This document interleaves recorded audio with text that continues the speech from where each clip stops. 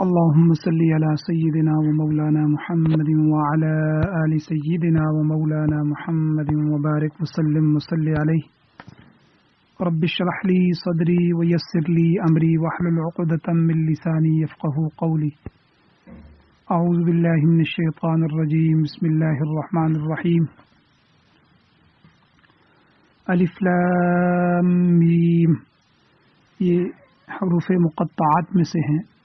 غلبت الروم، مغلوب ہو گئے رومی. فی ادنى الارض، قریب کی سرزمین میں. وہم من بعد غلبہم سیغلبون، اور وہ مغلوب ہونے کے بعد ان قریب غالب آئیں گے. فی بضع سنین، کب؟ چند سالوں میں. للہ الامر، اللہ کے اختیار میں ہے معاملہ. من قبل، اس سے پہلے بھی. ومن بعد، اور اس کے بعد بھی. ویومئذ یفرح المؤمنون، اور اس دن خوش ہوں گے ایمان والے. بنصر اللہ، اللہ کی مدد کے ساتھ. ینصر من یشاء، وہ اللہ مدد کرتا ہے جس کی چاہتا ہے.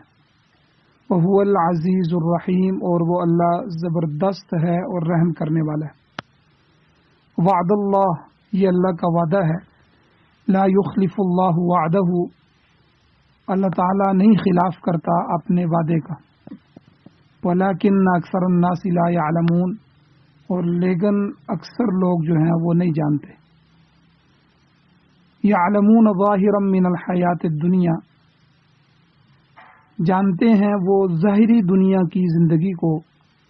وہم عن الآخرۃ ہم غافلون، اور وہ آخرت سے غافل ہیں.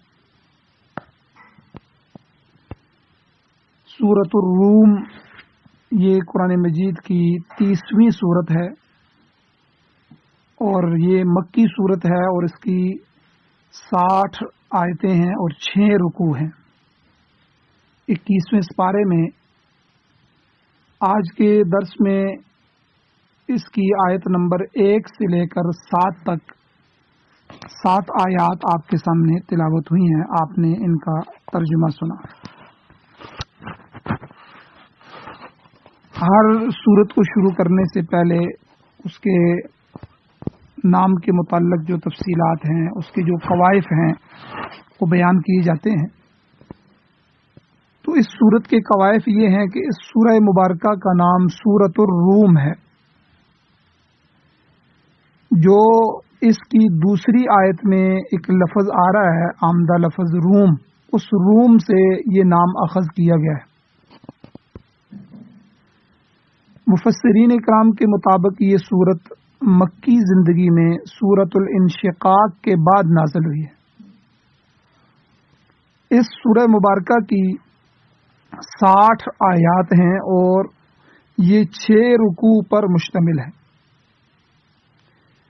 اس میں 819 الفاظ ہیں اور 3530 حروف ہیں. تو یہ سورت طوالت کے اعتبار سے، طوالت کے لحاظ سے درمیانی صورتوں میں شمار ہوتی ہے. نہ اتنی مختصر ہے اور نہ اتنی لمبی ہے جس طرح دوسری کئی صورتیں لمبی ہیں. تو 5، 6، 7 رکوع پر مشتمل جو صورتیں ہوتی ہیں وہ تقریباً درمیانی صورتیں شمار ہوتی ہیں.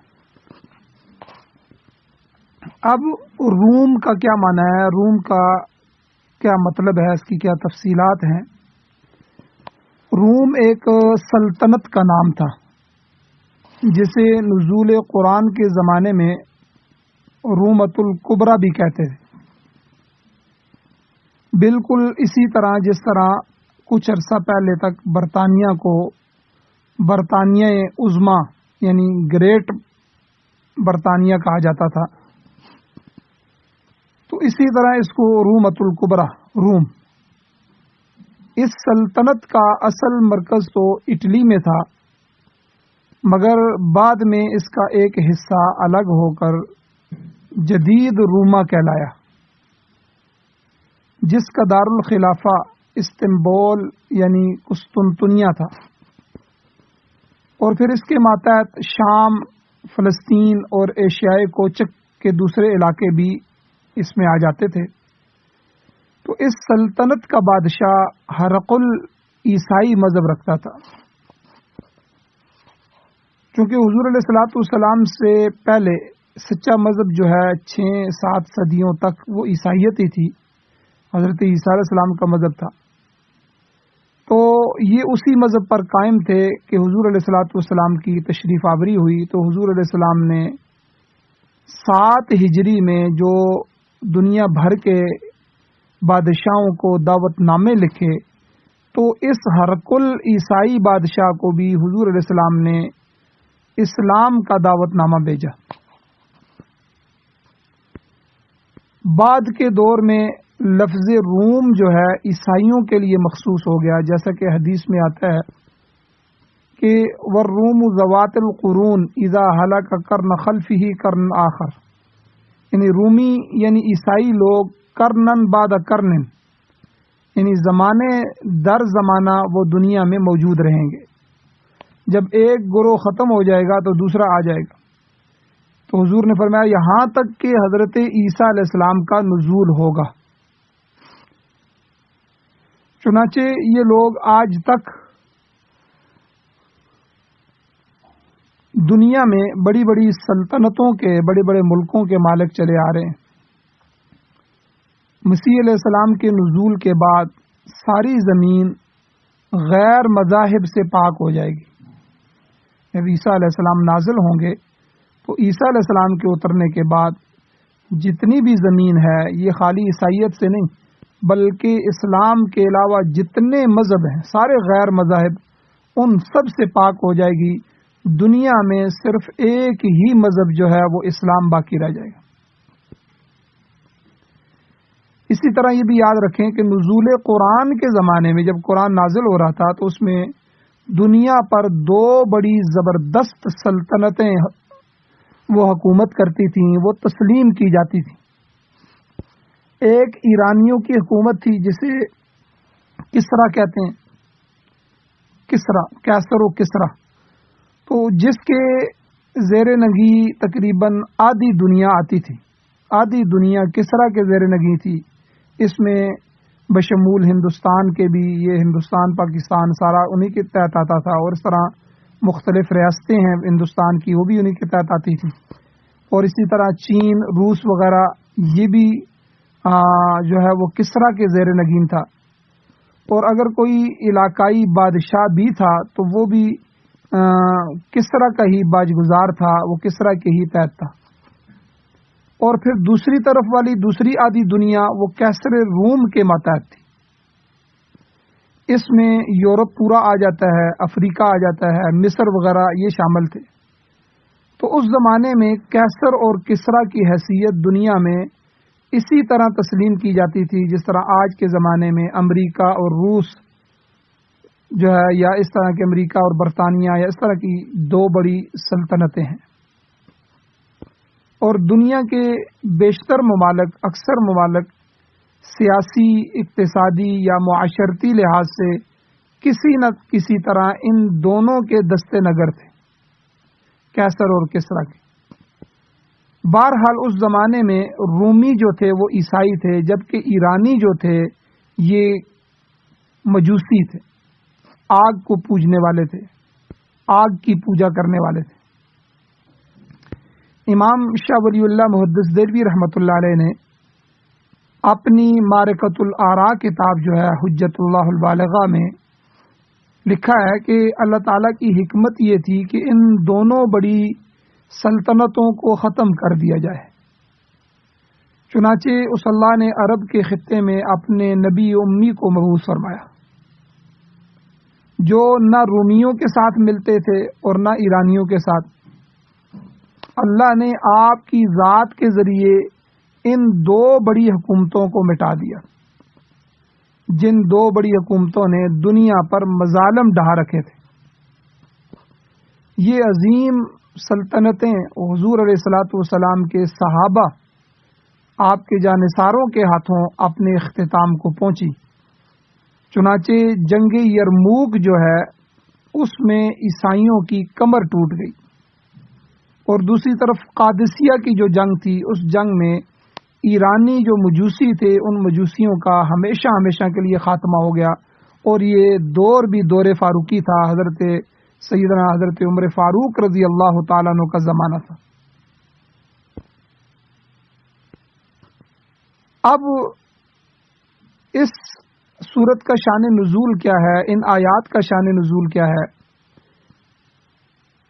حضور علیہ السلام کی نبوت کو 6 سال گزر چکے تھے جب یہ سورت مبارکہ نازل ہوئی، یا یوں بھی کہہ سکتے ہیں کہ یہ سورت ہجرت مدینہ سے 6 سال پہلے نازل ہوئی۔ مسلمانوں کی ایک جماعت کفار کے مظالم سے تنگ آ کر حبشہ کی طرف ہجرت کر چکی تھی۔ اب یہی وہ زمانہ تھا کہ اسی زمانے میں رومی اور ایرانی آپس میں جنگ کر رہے تھے، آپس میں برسر پیکار تھے۔ ظاہر بات ہے جب بڑی طاقتیں جو دو بڑی آپس میں مقابل ہوتی ہیں تو ان کی کوشش ہوتی ہے دنیا پر میری دھاک بیٹھی رہے، دنیا پر میرا قبضہ ہو، میرے علاقے زیادہ ہوں، تو وہ آپس میں لڑتی ہیں۔ تو اسی لحاظ سے مختلف مقامات پر جنگیں ہوتی رہتی تھیں۔ رومی عیسائی آپس میں یعقوبی، نستوری وغیرہ کئی فرقوں میں تقسیم ہو کر لڑتے جھگڑتے رہتے تھے۔ تو عیسائیوں کے اندر خلفشار سے مجوسیوں نے بھرپور فائدہ اٹھایا، چونکہ عیسائی آپس میں بھی ٹکرا رہے تھے، فرقے تھے، تو ان کے فرقہ ہونے کی وجہ سے انہوں نے جو مجوسی تھے ایرانی، انہوں نے بھرپور فائدہ اٹھایا اور انہوں نے یک بارگی حملہ کیا، اور ایک بار ہی حملہ کر کے رومیوں کے بہت سے علاقوں پر قبضہ کر لیا۔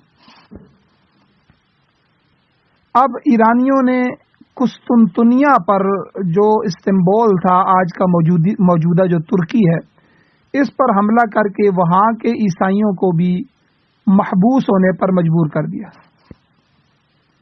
اب ان حالات میں یہ سورہ روم نازل ہوئی، جس میں واضح کیا گیا کہ رومی مغلوب ہو چکے ہیں، رومی شکست کھا چکے ہیں، مگر ساتھ ہی قرآن مجید نے یہ پیشن گوئی بھی کر دی کہ چند ہی سالوں میں یہ دوبارہ غالب آ جائیں گے۔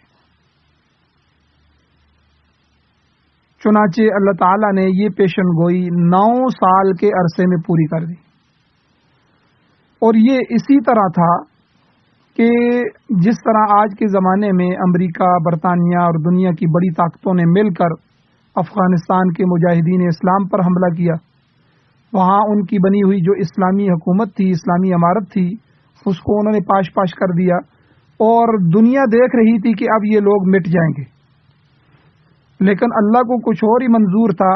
ٹھیک 20-21 سال کے بعد وہ ساری طاقتیں مل کر طالبان کے سامنے آ گئیں اور ان سے معافی مانگنے لگیں اور رستے مانگنے لگیں کہ ہمیں تاریخ دی جائے، ڈیٹ دی جائے جس دن ہم آپ کا ملک چھوڑ کے چلے جائیں۔ تو اس زمانے میں مکے کے مشرکوں کو ایرانیوں، مجوسیوں کے ساتھ دلی ہمدردی تھی، کیونکہ مسلمان اور حضور اور صحابہ یہ مکے میں رہتے تھے اور یہ مکی دور تھا، تو مکے میں یہ دونوں تھے، صحابہ کے مقابلے میں مشرکین مکہ تھے، تو ایرانی بھی مشرک تھے، آگ کی پوجا کرتے تھے، مجوسی، تو مشرکوں کو، مکے کے مشرکوں کو ایرانیوں سے محبت تھی، تو اور کیونکہ یہ دونوں فریق مشرک تھے، ادھر مسلمانوں کو بالطبع روم کے عیسائیوں کے ساتھ زیادہ مناسبت تھی، کیونکہ بہرحال وہ عیسائی بھی اہل کتاب تھے اور عیسیٰ علیہ السلام کے امتی تھے، اور مسلمانوں کا تمام انبیاء پر ایمان تھا۔ جب رومی مغلوب ہو گئے، رومیوں کو شکست ہوئی، تو مسلمانوں کو ذہنی طور پر تکلیف پہنچی، کیونکہ وہ ایک حد تک ان کے ہمدرد تھے کہ چلو جی بہرحال ان مشرکوں سے وہ بہتر ہیں، تو اس بہتری کی وجہ سے ایک ذہنی طور پر مناسبت تھی۔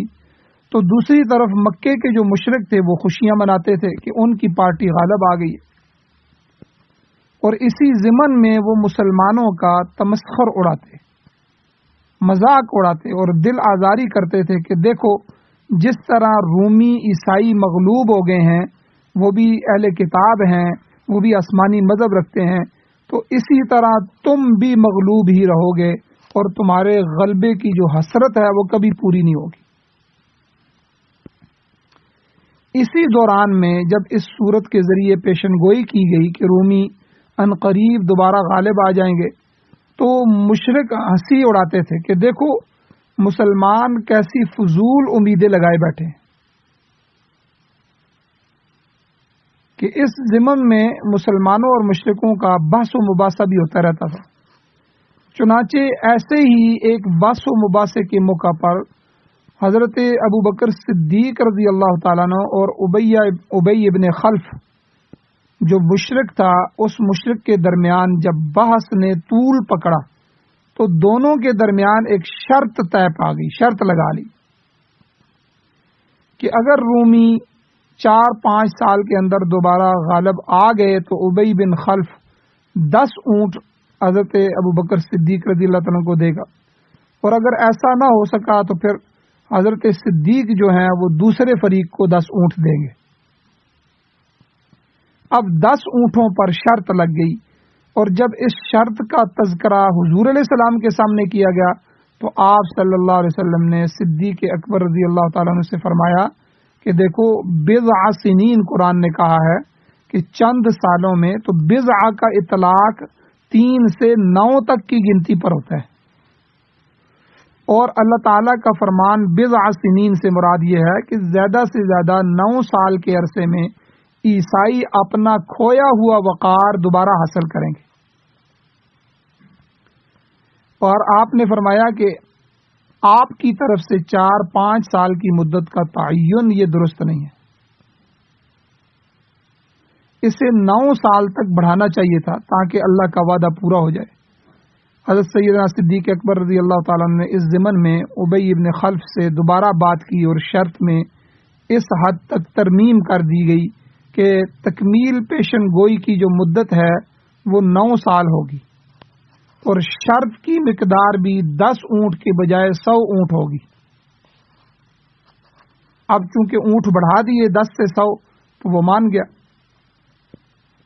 اب اس شرط کے تقرر کے چند سال بعد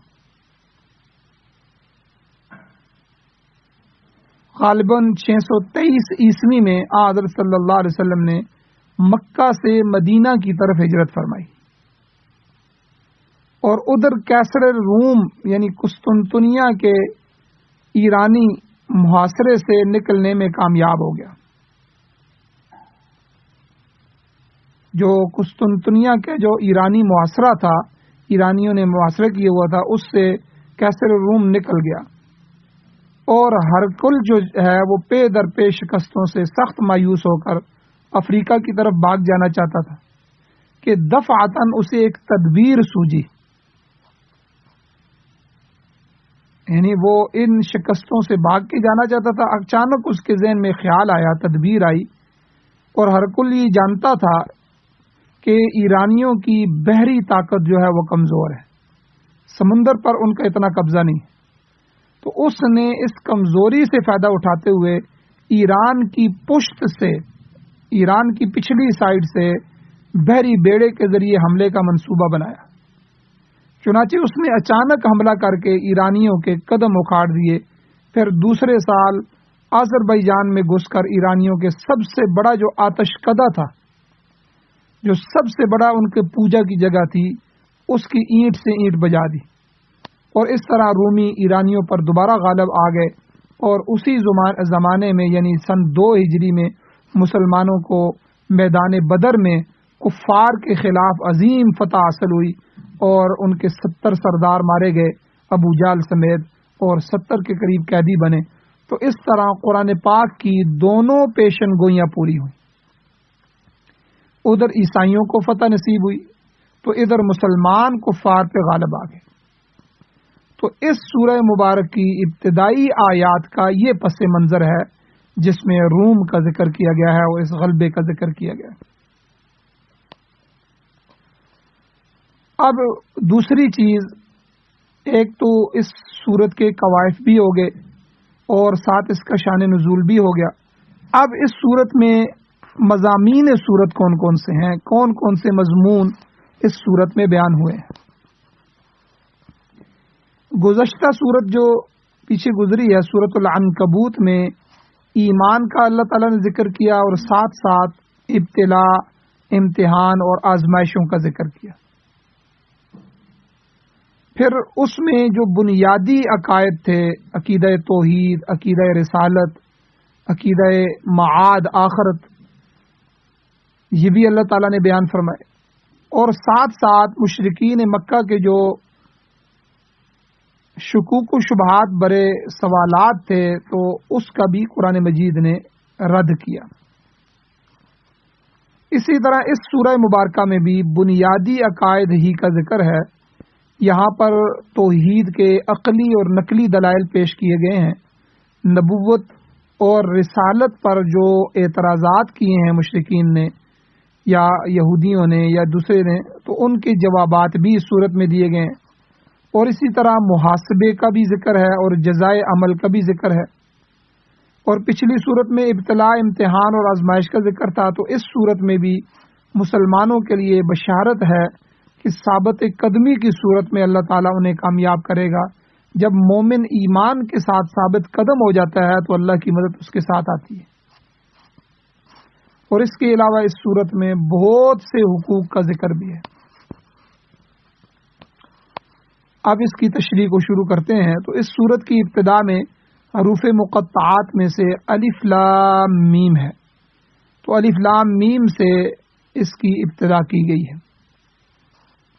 پہلے بھی ذکر کیا گیا ہے، دوبارہ دہرا دیتے ہیں کہ مفسرین اکرام فرماتے ہیں کہ ان حروف مقطعات سے اللہ تعالیٰ کے بعض اسماء پاک کی طرف اشارہ ہے، جیسے الف سے اللہ اور لام سے اعلیٰ یعنی اللہ کی طرف سے نعمتیں، یا اس کا اسم لطیف جو ہے یا لطف جو ہے اس کی طرف اشارہ ہے، جس کا معنی مہربانی اور شفقت ہوتا ہے۔ اور الف لام میم کے میم سے مراد علیم ہے، تو اس طرح ان حروف کا معنی یہ ہوگا کہ اللہ تعالیٰ ان لوگوں کے حق میں نہایت ہی مہربان ہے جن کا انجام اچھا ہوگا۔ اور بعض فرماتے ہیں کہ الف سے مراد الوہیت ہے، جبکہ لام سے مراد اللہ کی اعلیٰ یعنی نعمتیں ہیں۔ فبأي آلاء ربكما تكذبان، اعلیٰ نعمتوں کو کہتے ہیں۔ اور میم سے مراد ملک یا بادشاہی ہے۔ اس معنی کو لیا جائے تو مطلب یہ ہوگا کہ الوہیت بھی خدا تعالیٰ کی ہے اور انعامات اور بادشاہی بھی اسی کا فیضان ہے، اسی کا عطا کرتا ہے، جسے چاہے بادشاہ بنا دے، جسے چاہے امیر بنا دے، جسے چاہے فقیر بنا دے۔ اور حضرت عبداللہ ابن عباس رضی اللہ تعالی عنہما فرماتے ہیں کہ الف سے اللہ اور لام سے جبرائیل علیہ السلام اور میم سے محمد مراد ہے۔ یہ قرآن حکیم کی حقانیت اور صداقت کی دلیل ہے کہ اللہ تعالیٰ نے اپنی یہ آخری کتاب جبرائیل علیہ السلام کے واسطے سے حضرت محمد صلی اللہ علیہ وسلم پر نازل فرمائی۔ امام شاہ ولی اللہ محدث تیلوی رحمۃ اللہ علیہ فرماتے ہیں کہ اللہ تعالیٰ نے مجھے تشفی کے طور پر بتلایا ہے کہ الف لام سے عالم مجرد کا وہ غیب مراد ہے جو اس مادی جہان میں آ کر متعین ہے، جو یہاں آ کے متعین ہوا ہے، اور لوگوں کے برے اعمال اور اخلاق کے ساتھ وہ ٹکراتا رہتا ہے، اس کے ذریعے لوگوں کو نصیحت کی جاتی ہے۔ اور اس سے انبیاء علیہ الصلوۃ والسلام کے مقامات کا بھی پتہ چلتا ہے۔ آپ فرماتے ہیں کہ غیب مجرد کی طرف اشارہ ہے، جبکہ الف لام میم میں جو الف ہے یہ غیب مجرد کی طرف اشارہ ہے، جبکہ لام تعیین پر دلالت کرتا ہے، اور میم سے مراد مادہ ہے، میٹر۔ مقصد یہ ہے کہ عالم غیب سے جو قانون، تشریع یا تحقیق آ کر متعین ہوتی ہے وہ لوگوں کے عادات، علوم اور سنگ دلی کے ساتھ ٹکراتی رہتی ہے۔ گویا کہ اس کا تصادم برے اعمال اور اخلاق اور فاسد ارادوں سے ہوتا رہتا ہے، تو اس سورہ مبارکہ میں انہی چیزوں کا ذکر ہوگا۔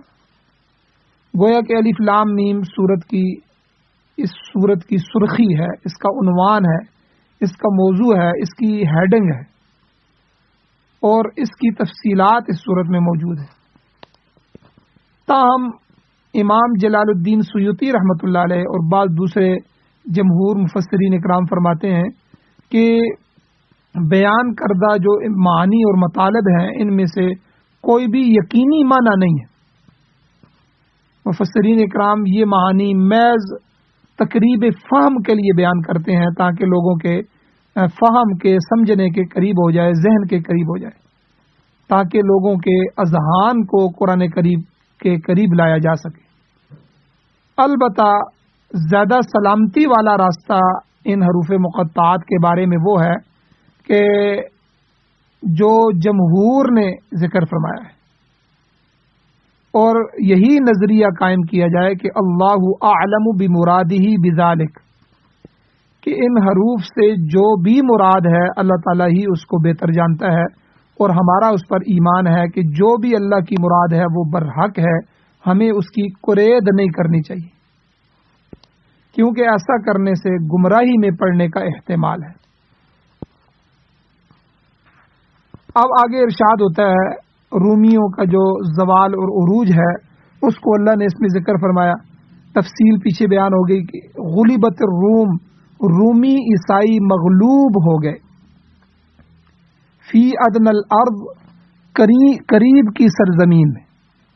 تو اس سے مراد سرزمین عرب ہے کہ شام اور فلسطین اور ایشیائے کوچک وغیرہ کے علاقے عرب سے قریب تھے، جہاں پر عیسائی مغلوب اور مجوسی غالب آ گئے تھے، لیکن ساتھ ہی اللہ نے یہ پیشن گوئی بھی فرما دی کہ وَهُمْ مِنْ بَعْدِ غَلَبِهِمْ سَيَغْلِبُونَ، یہ رومی اہل کتاب جو عیسائی ہیں کیسر والے، یہ مغلوب ہونے کے بعد عنقریب پھر غالب آ جائیں گے۔ کب آئیں گے؟ اللہ نے فرمایا فی بضع سنین، ان کو دوبارہ غلبہ چند سالوں میں ہی حاصل ہو جائے گا۔ تو فی بضع سنین میں جو بضع ہے تو بضع کا اطلاق 3 سے 9 تک کے اعداد پر ہوتا ہے، مطلب یہ ہے کہ 9 سالوں کے اندر اندر رومی اپنا وقار دوبارہ حاصل کر لیں گے۔ ادھر اللہ تعالیٰ نے ایمان والوں کو بھی بشارت سنائی کہ للہ الامر من قبل ومن بعد، کہ اللہ تعالیٰ کے ہی ہاتھ میں سارا معاملہ ہے، پہلے بھی اللہ کے ہاتھ میں تھا اور بعد میں بھی اللہ کے ہاتھ میں ہوگا۔ مختار مطلق وہی ذات ہے، وہی اللہ کی ذات، ہر چیز پر تصرف اسی اللہ کی ذات کا ہے۔ ان دنیاوی بادشاہوں کو، ہم جن کو دنیا کے بادشاہ کہتے ہیں، ان کو تو عروج و زوال ہوتا رہتا ہے، کبھی موت بھی آ جاتی ہے، پھر نیا بادشاہ آ جاتا ہے، مگر اللہ کی ذات ہی ایسی ہے جس کو کبھی زوال نہیں ہے، اور دنیا کی تمام اونچ نیچ اسی اللہ کے قبضہ قدرت میں ہے۔ جب اس کی مشیت ہوتی ہے، جب اس کی چاہت ہوتی ہے تو کسی قوم کو عروج حاصل ہو جاتا ہے، اور جب وہ چاہتا ہے تو وہی قوم کار مذلت میں جا گرتی ہے، اللہ تعالیٰ اسے ذلیل کر دیتے ہیں اور شکست فاش ہو جاتی ہے۔ تو یہی اللہ نے فرمایا کہ رومی چند سالوں میں دوبارہ غالب آ جائیں گے۔ آگے اللہ نے فرمایا وَيَوْمَئِذٍ يَفْرَحُ الْمُؤْمِنُونَ، اور اس دن ایمان والے بھی خوش ہو جائیں گے۔ کس طرح خوش ہوں گے؟ بِنَصْرِ اللَّهِ، اللہ تعالیٰ کی مدد سے۔ اللہ کی یہ مدد مسلمانوں کو میدان بدر میں مشرکین مکہ کے خلاف حاصل ہو گئی۔ اللہ نے مسلمانوں کو خوش کر دیا کہ بدر کا میدان سجا، اور مشرکین مکہ سے نکل کر مسلمانوں کے خلاف وہاں بدر تک پہنچے، تو اللہ تعالیٰ نے وہاں ان کو ذلیل کیا کہ 70 سردار بڑے بڑے ان کے وہاں بدر میں مارے گئے، اور وہاں جو کلیب بدر ہے، بدر کا کنواں ہے تو جس میں گندگی اور دوسری چیزیں ڈالی جاتی تھیں، تو حضور علیہ السلام نے سب کی لاشیں اٹھا کر اس میں ڈال دی، اور پھر 70 کے قریب ان کے سردار پکڑے گئے، مسلمانوں کے قیدی بنے۔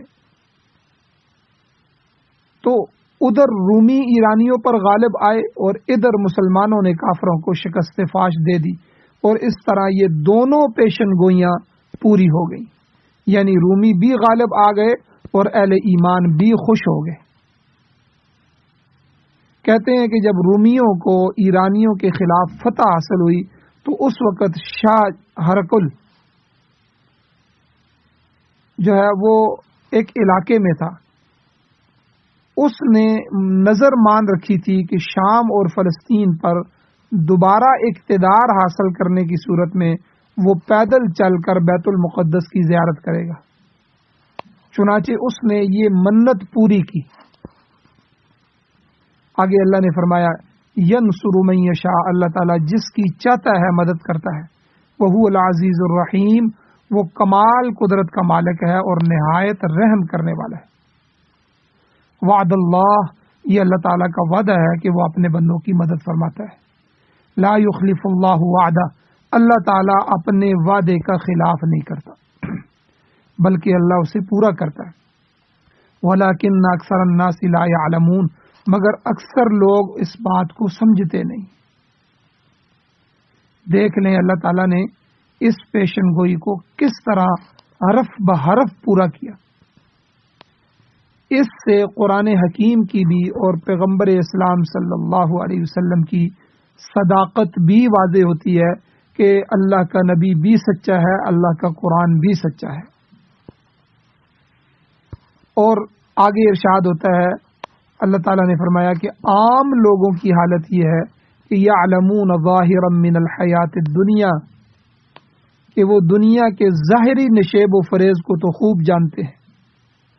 لوگ معاشیات میں تو بڑے ماہر ہیں، سیاسیات سے بڑے واقف ہیں، سائنس میں سب سے آگے ہیں، ٹیکنالوجیوں کے دو بادشاہ ہیں، صنعت اور حرفت ان کے گھر کی لونڈی ہے۔ یعنی دنیا کے جو ظاہری اسباب، ظاہری نشیب و فریب، اللہ کہتے ہیں یعلمون ظاہرا من الحیات الدنیا، دنیا کو تو وہ خوب جانتے ہیں اور ان معاملات سے متعلق بڑے بڑے دعوے بھی کرتے ہیں۔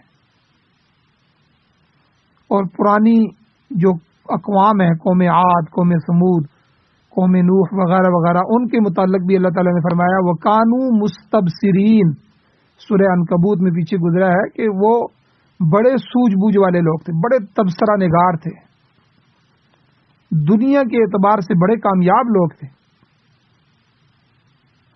اور آج بھی دنیا کے اعتبار سے بڑے کامیاب لوگ، مگر فرمایا اللہ نے وَهُمْ عَنِ الْآخِرَةِ هُمْ غَافِلُونَ، یہ لوگ آخرت کی زندگی سے بالکل غافل ہیں۔ یعلمون ظاہرا من الحیات الدنیا، اس لیے میں اکثر کہتا ہوں کہ آپ اپنی اولادوں کی فکر کریں۔ آپ کی اولاد دنیا تو جانتی ہے، آپ نے اس کو سکول پڑھایا، کالج پڑھایا، یونیورسٹی تک لے کے گئے، وہ ڈاکٹر انجینئر بن گیا، لیکن کیا اس کو نماز جنازہ بھی آتا ہے؟ کہ آپ نے اپنا سب کچھ داؤ پہ لگا دیا اس کے مستقبل کے لیے، دنیا بنانے کے لیے، لیکن جب آپ اس دنیا سے جائیں گے، آپ فوت ہوں گے، تو کیا سب سے پہلا جو تحفہ جو ہے بخشش مانگنے کا، جنازہ، کیا اس کو نماز جنازہ بھی آتی ہے؟ کیا آپ نے اس کا کبھی اللہ کا تعارف بھی کروایا؟ کیا کبھی اس کو دین بھی پڑھایا ہے؟ تو اللہ کہتے ہیں کہ وہ یعلمون ظاہرا من الحیات الدنیا، دنیا کی زندگی سے بڑے واقف ہیں، معاشیات، سیاسیات، سائنس، ٹیکنالوجی، ڈاکٹریٹ، انجینئرنگ، صنعت، حرفت، خوب واقف ہے، لیکن وَهُمْ عَنِ الْآخِرَةِ هُمْ غَافِلُونَ، آخرت کی زندگی سے بالکل غافل ہیں۔ انہیں مرنے کے بعد عالم برزخ اور عالم حشر اور عالم آخرت اس کا کچھ پتہ نہیں ہے کہ برزخ کے جو معاملات ہیں اس میں ہمارے ساتھ کیا ہونا ہے، پھر جب ہمیں محشر میں جمع کیا جائے گا عالم حشر میں کیا ہوگا، پھر عالم آخرت میں ہمارا کیا ہوگا، آخری ٹھکانہ جنت ہوگا یا جہنم ہوگا۔ ہماری اولاد اگر آج مر جائے اس حالت میں تو وہ جنت میں جائیں گے کہ جہنم میں جائیں گے؟ وہ 5 وقت کی نماز بھی پڑھتے ہیں کہ نہیں پڑھتے ہیں؟ ابھی رمضان کے روزے آ رہے ہیں، والدین کہتے ہیں جی کیا کریں، بچہ بالغ ہو گیا لیکن روزے نہیں رکھواتے، کیوں جی بچے کے امتحان ہے، بچے نے پڑھائی کرنی ہے، تو اس دنیا کی ڈگریوں کے لیے اللہ کے حکم کو چھوڑ دیتے ہیں۔ جس بچے پر جو بچہ 13, 14, 15 سال کا ہو جائے، بالغ ہو جائے، تو بلوغت کے بعد تو سارے روزے رکھنا فرض ہے، 5 وقت کی نماز فرض ہے، اور یہ کسی عالم کا یا کسی حکومت کا یا کسی اور کا کسی جرگے کا حکم نہیں ہے، یہ اللہ رب العزت کی طرف سے فرض ہے۔ اب دنیا کے علوم کے لیے، دنیا کے معاملات کے لیے بچوں کی نمازیں جا رہی، اور دنیا کے علوم اور معاملات کے لیے بچوں کے روزے جا رہے۔ اللہ کہتے ہیں وَهُمْ عَنِ الْآخِرَةِ غَافِلُونَ، آخرت کا ان کو کوئی پتہ نہیں ہے۔ اور ہم نے اپنی آنکھوں سے دیکھا کہ اسمبلیوں میں بیٹھے ہوئے بڑے بڑے ڈاکٹر، بڑے بڑے لوگ کہ جو سورہ جو ہے فاتحہ نہیں پڑھ سکے، جو سورہ اخلاص نہیں پڑھ سکے، اور بار بار کہا گیا، بار بار نہیں پڑھ سکے، پھر ان کو پڑھایا گیا تو پھر بھی نہیں پڑھ سکے، اور ساری دنیا نے یہ منظر دیکھا کہ یعلمون ظاہرا من الحیات الدنیا، دنیا کی زندگی میں تو انگلش بول رہے ہیں، بڑی بڑی ڈگریاں ان کے پاس ہیں، بڑی بڑی معاشیات کی باتیں کر رہے ہیں، سیاسیات سے خوب واقف ہیں، سائنس اور ٹیکنالوجیاں تو وہ پڑھ کے آگے آئے ہیں، لیکن دین کے معاملے میں سورہ فاتحہ، بھئی سورہ فاتحہ تو ہر بندہ بچے سے لے کے بوڑھے تک نماز میں پڑھتا ہے، تو سورہ فاتحہ میں تو غلطی ممکن ہی نہیں ہے۔ اور کئی وزیر ایسے ہیں جو سورۃ الناس نہیں پڑھ سکے، بھئی آپ کو نہیں آتی تو پھر آپ پڑھے ہی نہ، اور سورہ اخلاص نہیں پڑھ سکے، تو یہ اللہ تعالیٰ کہہ رہے ہیں وَهُمْ عَنِ الْآخِرَةِ هُمْ غَافِلُونَ، یہ آخرت سے غافل لوگ ہیں۔ دوسرے الفاظ میں کہ یہ لوگ عقل معاش میں تو طاق ہیں، مگر عقل معاد سے بالکل خالی ہیں، معیشت کے ماہرین ہیں، مبصرین ہیں، وَكَانُوا مُسْتَبْصِرِينَ، لیکن عقل معاد، آخرت کی فکر، تو آج بڑے بڑے فلاسفر، بڑے بڑے بیرسٹر، بڑے بڑے سائنسدان دنیا میں موجود ہے جو ستاروں پر کمندے ڈال رہے ہیں، جو نئے نئے جہان کھوج رہے ہیں، مگر آخرت کے انجام سے بالکل بے خبر ہے۔ وہ اس دائمی، مستقل اور ہمیشہ کی زندگی کے لیے کوئی تیاری نہیں کر پا رہے، جس کی وجہ سے سراسر نقصان میں جا رہے ہیں۔ اور اس کے برخلاف اہل ایمان دنیاوی لحاظ سے اگر کمزور بھی ہوں، مگر ان کا آخرت کے متعلق عقیدہ صحیح ہے، اور یہی ان کی دائمی فلاح کا ذریعہ ہے، یہ اللہ کے نزدیک یقیناً کامیاب ہوں گے۔ جبکہ جو کافر ہیں، مشرک ہیں، ملحد ہیں، مرتد ہیں، دہریے ہیں، وہ جہنم کا ایندھن بنیں گے، جہنم کے کندہ ناتراش بن کر رہیں گے، کیونکہ ان کا آخرت پر ایمان نہیں۔ تو اللہ تعالیٰ نے تفصیلاً اس بات کو اس سورت کے ابتدا میں ہی بیان کر دیا اور ایمان والوں کو تسلی دی۔ اللہ تعالیٰ سے دعا ہے اللہ ہمیں عمل کی توفیق عطا فرمائے، اللہ تعالیٰ ہمیں آخرت کی فکر نصیب فرمائے، اللہ تعالیٰ دنیاوی تعلیم جو ہماری دنیا کے لیے ضرورت ہے، ان ماہرین کا ہونا ہمارے دنیا ملک کے لیے ضرورت ہے، اللہ اس کے ساتھ ساتھ ہمیں جو ہے خالی عام انجینئر ڈاکٹر نہیں بلکہ مسلمان انجینئر، مسلمان ڈاکٹر اللہ ہمیں بنائے، ہماری نسلوں کو بنائے، اللہ تعالیٰ ہمیں اسلام کی دولت پر رکھے، اللہ ہمیں آخرت کی فکر نصیب فرمائے، اللہ ہمیں اپنی محبتیں نصیب فرمائے۔ وآخر دعوانا ان الحمد للہ رب العالمین۔